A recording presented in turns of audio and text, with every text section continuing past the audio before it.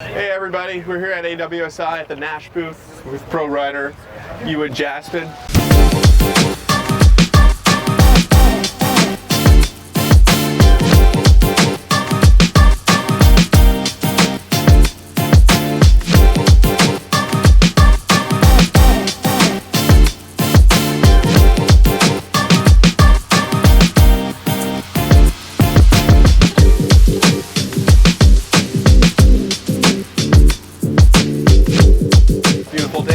Gorge.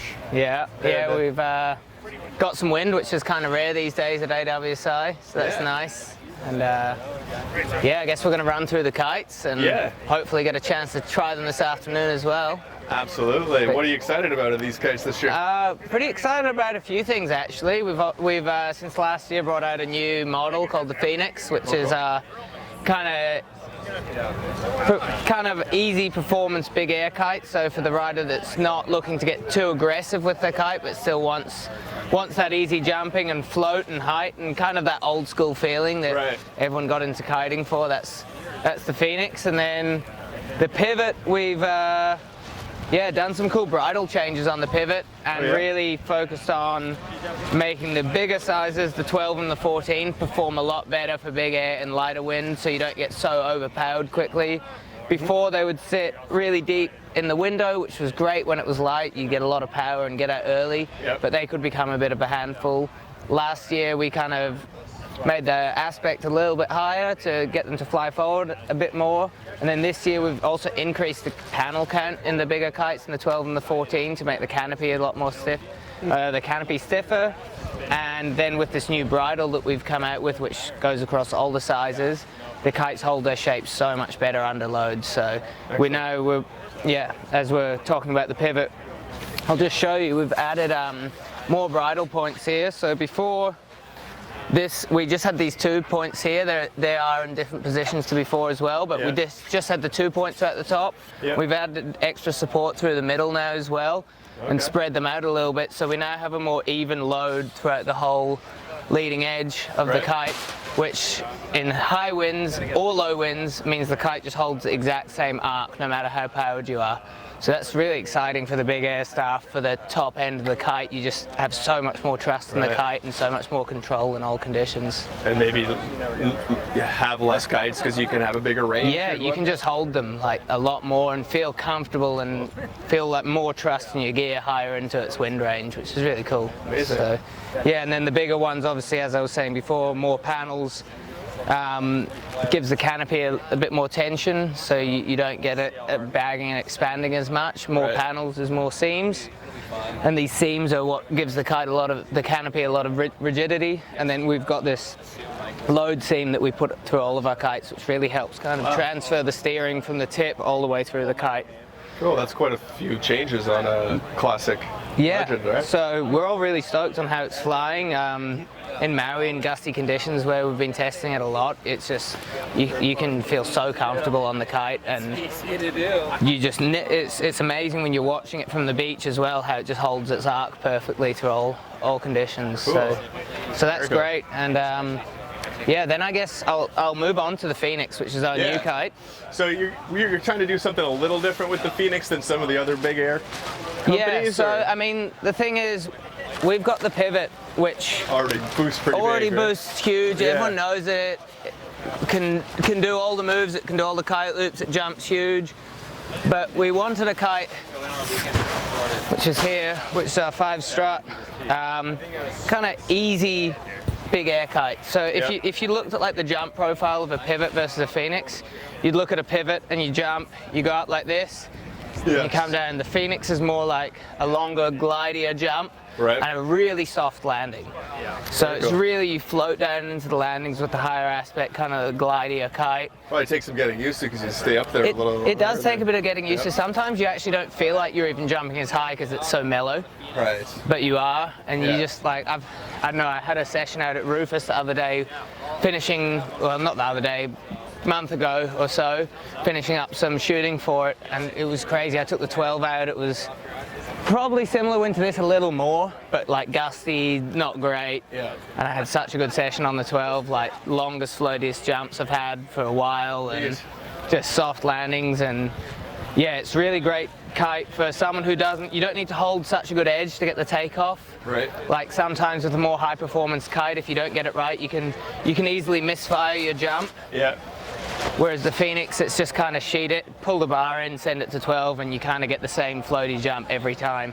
Makes everybody's jump. Makes everyone jump really well, which is really great. I mean, it's obviously not if you're the rider that wants more performance and you want to loop your kite a lot and be an aggressive kiter, we'd still definitely push you towards the pivot. Yeah. We're not, obviously the pivot is going to be better for the more experienced rider who really wants to push their kiting. Right. But if you're someone who really just wants soft landings or just to get that floaty jump every time, that's where the Phonix comes into the line. And it's a lot easier to hold on as well. You don't get quite as powered. It's high aspect, so it flies far forward in the window, so it's really easy to hold the power as well. And where these actually excel is the 12 and the 13.5. Right. I think they're the best ones in the line. So for spots where you get a lot of 15 to 20 knots, but people still want to experience big floaty jumps, the 12 and the 13 are like really the money sizes I find for the Phonix. Very cool. Yeah. Nice. And we'll move on to this little thing over here. Little baby kite. Cool. We've got our Boxer, which these are great. Everyone knows the Boxer for foiling and free riding, and it also it's the biggest size range for Naish. We go from 2.8 to 16 meters, pretty much every meter along the way. Right. And this one's the 4 meter, which is obviously more of a foil specific kite. Right. The great thing about the Boxer is just lightweight, how well it flies and drifts. What makes it great for foiling also actually makes it a really nice lighter wind wave riding kite. Yeah. So yeah, if you're in a spot where you ride a lot of 10, 12 meter kites, I actually wave ride a lot on the 10 meter Boxer because it just sits there and drifts down the line so well, pivots really nicely. All those things that make it a great foiling kite make it a really nice wave riding kite. For lighter wind, we wouldn't recommend if you're in a spot where it's pumping 30 knots, obviously you want to go for a 3-strut kite. Yeah. But lighter wind wave riding, down the line wave riding and foiling, and then the bigger ones, the 14 and the 16, are great for light wind twin tipping as well. And so what makes them really good for that kind of stuff as well in the light wind is the luff strut, which is the strut here doesn't directly attach to the canopy, so it has room to breathe and open up, and that gives kind of extra power and light wind and extra drift down the line, and just keeps it really stable in gusty winds as well. It kind of lets it expand and sit in place as well. So yeah, and then these small ones are just so much fun for whipping around on the foil. You can do all the kite tricks. They're really good at like doing the flying backwards, relaunch super quick, doing all the little twizzles and all that fun stuff. So yeah, I love the 4 meter for all that stuff. It's super fun. Awesome. And then we have the Triad. So the Triad came out a couple of years ago. When we originally released the Triad, it was kind of the kite for 99% of the population, the toned down, easy version of the pivot.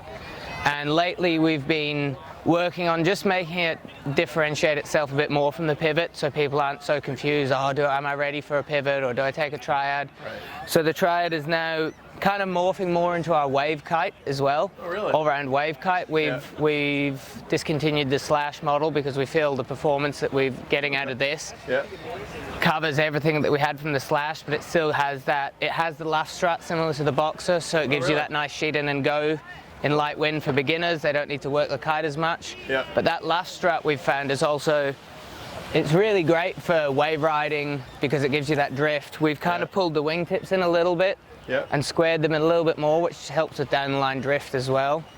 And the lower aspect ratio, which helps it turn a bit faster. So for wave riding, the Triad is really where we'd push most people now for wave riding. Yeah. And then also beginners who just want that sheet and an easy kite with a lot of room to progress. That's where the Triad comes in. So it is differentiating itself a bit from the pivot now, which is cool. That is cool.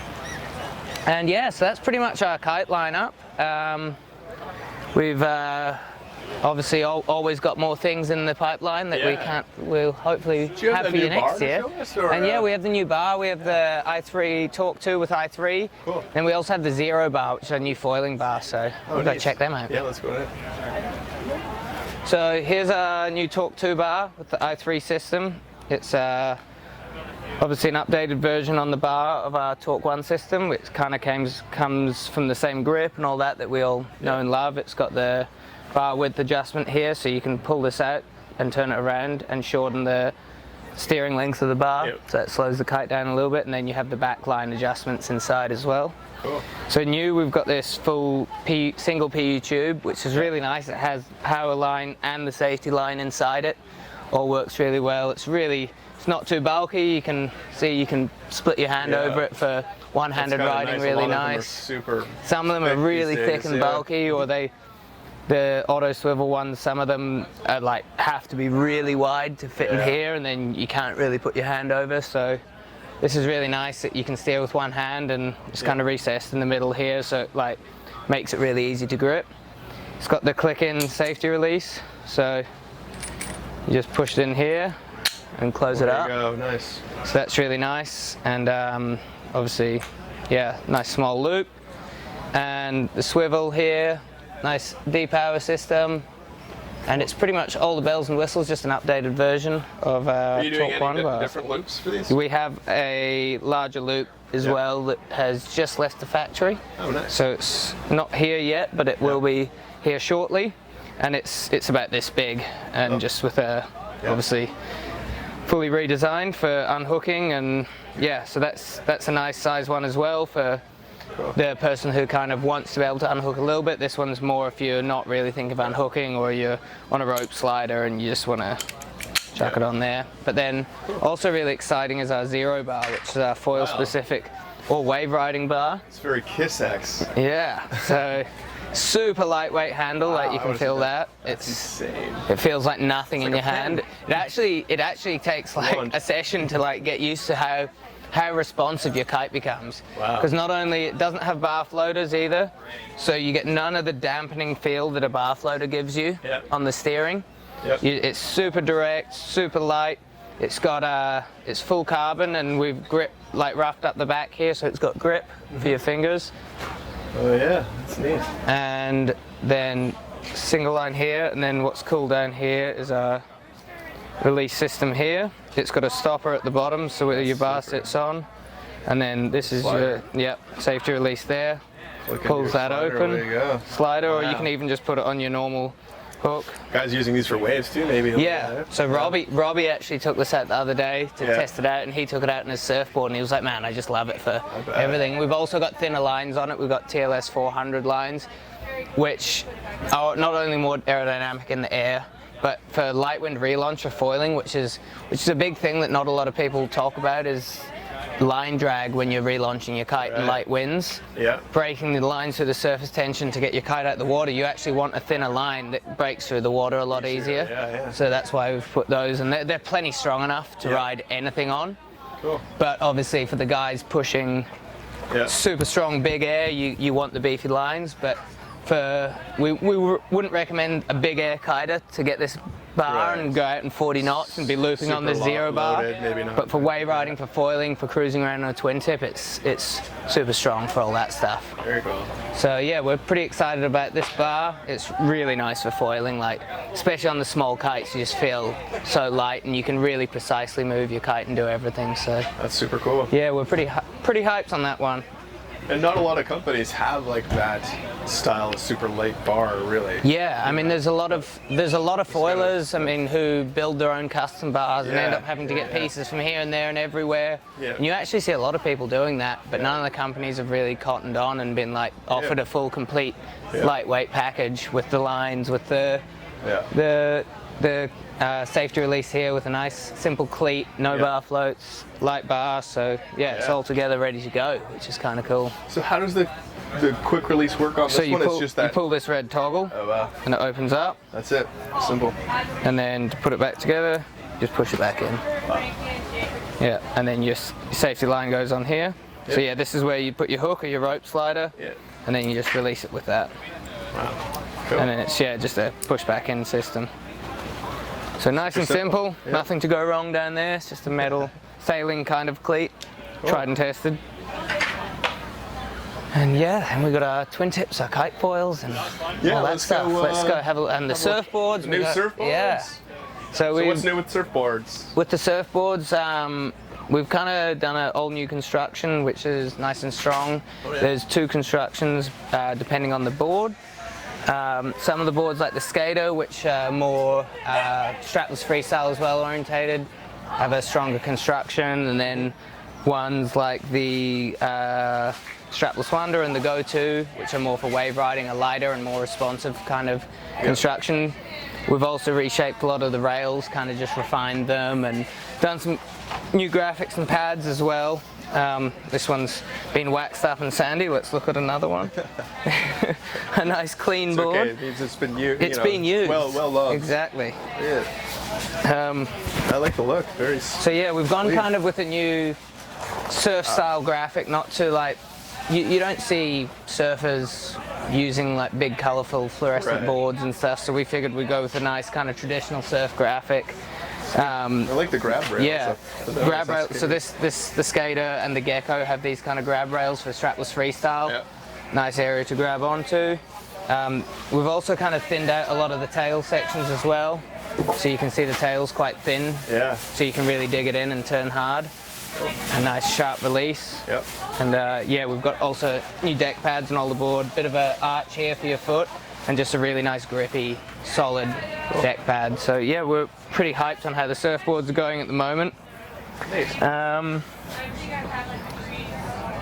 And yeah, the twin tips. So the coolest thing that I like with the twin tip line at the moment is the graphic setup. I mean, I really think Al, who's our graphic guy, has done a great job with the whole line being like kind of tied together, but also all of them really different and cool colorways and all that. Classic skull and cross. So yeah, so this one's actually a topographic map of Maui, which is cool.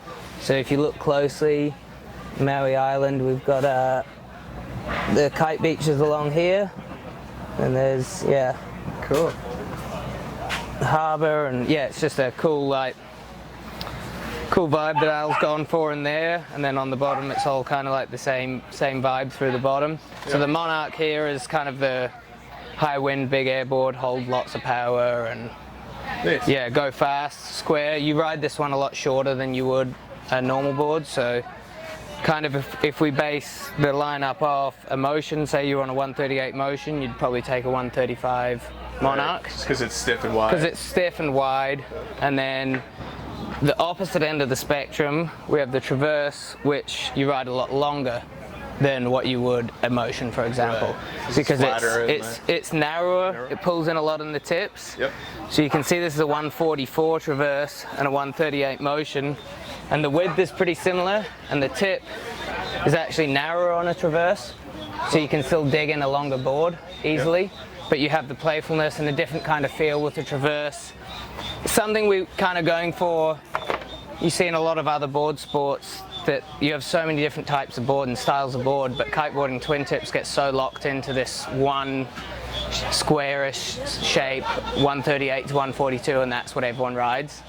So we're kind of trying to bring lots of different styles of twin tips, so you actually can have like a more free-ridey, carvy twin tip, or more locked-in big air twin tip, or an all-round kind of thing, or like the Traverse actually comes up to the 152 now. Oh wow, that's which is what I ride. Yeah. So it really shows that I'm not a big person, and I ride the 152, and it's got a thicker edge, so you can have a bit more grip through the rail as well. Cool. And then we've got a Hero, which is kind of beginner to intermediate board, nice and easy, single concave, super fun to ride. The Drive, which is basically the carbon version of the Motion, all round but a bit more responsive with the carbon construction. And then the Orbit back here, which is a light wind school board. All the bases covered. All the bases covered. Nice. Do you want to take us through the new foils? Kite Foils, yeah.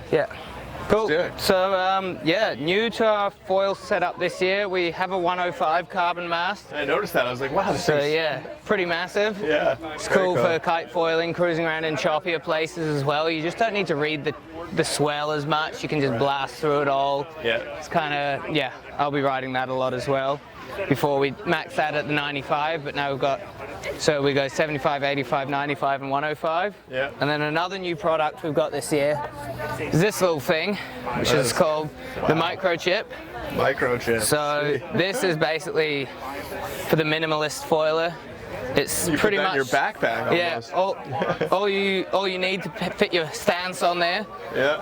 Obviously, yeah. You're right there and there. Yeah. And you've got not much left, but that's all you need when you're foiling, when you're up. Sure. There's no point having a huge board. You get so much control with this little board. It's full carbon construction, so it's really stiff and small, so every little movement you do can be directly related into the board. So obviously not a first foil board. It's kind of for the guy that's been foiling a bit, wants the ultimate in control over their foil, and yeah, minimalist design, no foot strap inserts. It's just get out there, cruise on the smallest board you can, and really just, it's super fun. I'm a big fan of it. You could put skateboard inserts and put some yeah, you could probably skate this. It wouldn't even be big. I know. It's just, but Skate yeah. to the beach, just take them off. Yeah. So super cool graphic and construction, solid, and it's also, I believe, about $500 or $480 or something. So it's actually the cheapest foil board in our lineup by a long way. So it's a really great price point board as well. So these things are flying off the shelves actually. I bet. Everyone's wishing they ordered more. So that's cool. That's cool. And then we have 90 set in our normal kite board. Construction, kite foil board. This is the 112, I think. Yep. So this is kind of the mid-range point. It's still a nice kind of pocket-sized board, but you could learn on a 112 for sure. It's not too small. It's a nice, still nimble and maneuverable. Better if you're someone who's into jumping and stuff, you'd probably want to go for something like this for the landings. Right. So you can land and kind of rebound off the water. It's got a little bit of nose rocker as well. Then we have the 97 here, which was our original smallest pocket board until this guy came along. It's funny, once I had this, then I got on the 97, I was like, this thing's tiny, and then you'd go back to this and it would feel massive. This thing's huge. Then I started riding this, and I got back on the 97 and it feels massive. Well, this one has foot straps, so I guess you can still jump. This one would be... So you can still jump the 97, it's still great, still got that nice shape and nose rocker and beveled rails. And then we also have a 127 and a 144, I think. So we have a full range of kite foil boards, and then we've got the hover crossover, which is like a surfboard. It's got surfboard fin holes, so you can ride it as a surfboard or a foil board. And that's actually a great beginner board as well. And someone who's looking at getting their first surfboard and their first foil board, it's a really great like combination. So is that a new? That's a new. No, we've had that a couple of years actually.